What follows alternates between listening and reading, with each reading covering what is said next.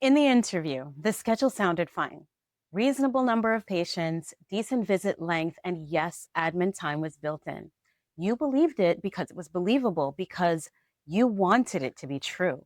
And 90 days in, the schedule you're actually running is a different document. There are more patients on it than you were told. The slots are shorter than how you imagined they'd feel. The administrative block, that one that was going to protect your evenings, has a patient booked into it more often than not. Nobody quite lied to you. You just never saw the real schedule. You heard the description of it. That gap between the schedule that you're shown and the schedule that the calendar actually runs on is where your nights and evenings go. I'm Candice Elam, a family nurse practitioner. This is part 3 of the series on reading the job behind the offer. Today is the schedule itself and why what they describe to you is almost never the schedule that's actually live.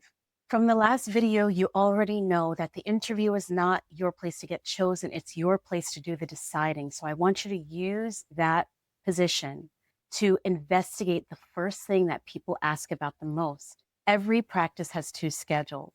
There's the one that's described in the interview. It's smooth, it's reasonable, the version that helps you to say yes to the offer. Then there's the one that the clinic actually runs on an ordinary weekday. And they're related, but they're not the same. And the offer never shows you the second one.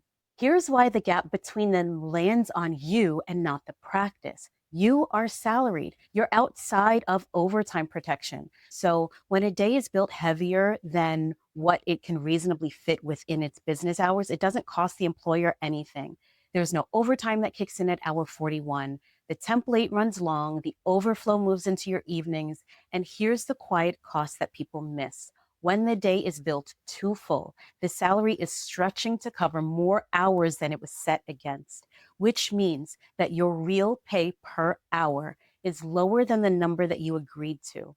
A schedule that you can't finish inside of your hours just takes up your time and quietly cuts your rate. So let's make the real schedule visible.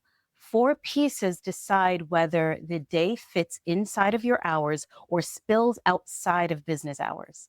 The first thing is how long your visits are. Primary care visits often run on short slots, and a short slot can be the right call and the right setup depending on who you're seeing. The number of patients by itself tells you nothing until you know the second piece, which is how complex are the patients. The same 15 minutes is completely different for a young, mostly healthy panel than it is for a panel of medically and socially complex patients, each with 4 problems and a translator on the line.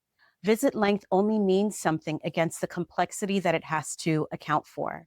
Third piece is the daily number, and specifically whether there's a real ceiling or whether it's a starting point that creeps upwards depending on the practice's needs. The number quoted in the interview is not often the same number that the schedule is held to. The most common surprise in the first few months is a count that was described as low and then climbed because there was nothing keeping it where it started.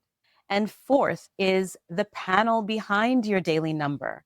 Your daily visit volume is who is booked today.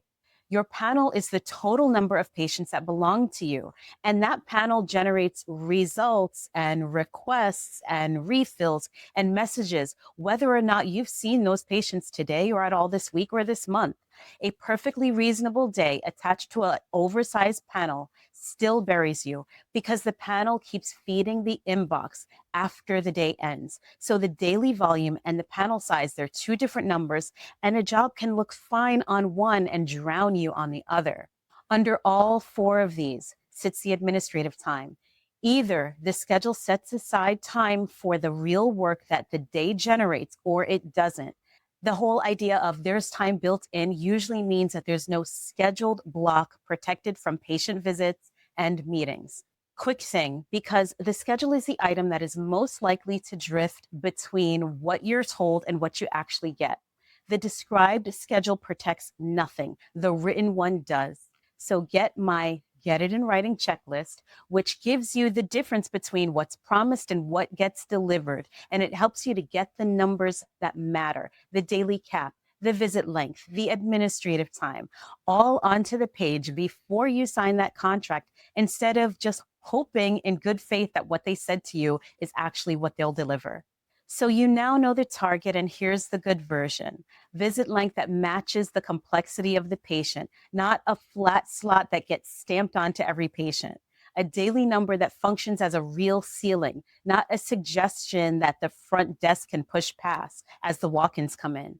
A panel size so that the work it generates fits into the hours that you're assigned. And admin time that lives on the calendar as its own protected thing, proportional to the volume, so that the work that the day produces has somewhere to go besides your evenings and weekends. And a schedule that is built that way, a full day is still a full day, but it actually has an end. Now, getting the real numbers out of an employer and telling a schedule that's genuinely built this way from one that just sounds like it in the interview is its own skill.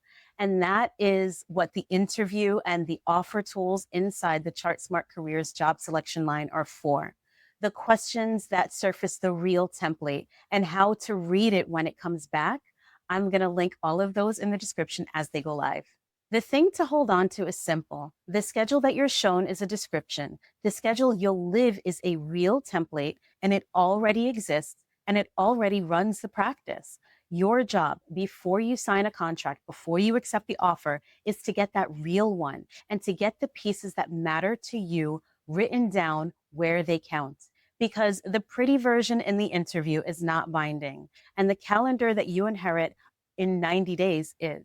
So when you have an actual offer in front of you, the offer and contract decision kit is where the schedule stops being a vibe and actually becomes math. It helps you to read the hours and the schedule language in the real contract. It helps you to count the hours that it actually takes to do the job. And it shows you what the job truly pays you per hour once those hours are clear to you. So two offers that you couldn't tell apart just based on the salary, they come apart based on what your day will actually cost you. It's linked below. Next up is the one that follows you home, which is the hardest.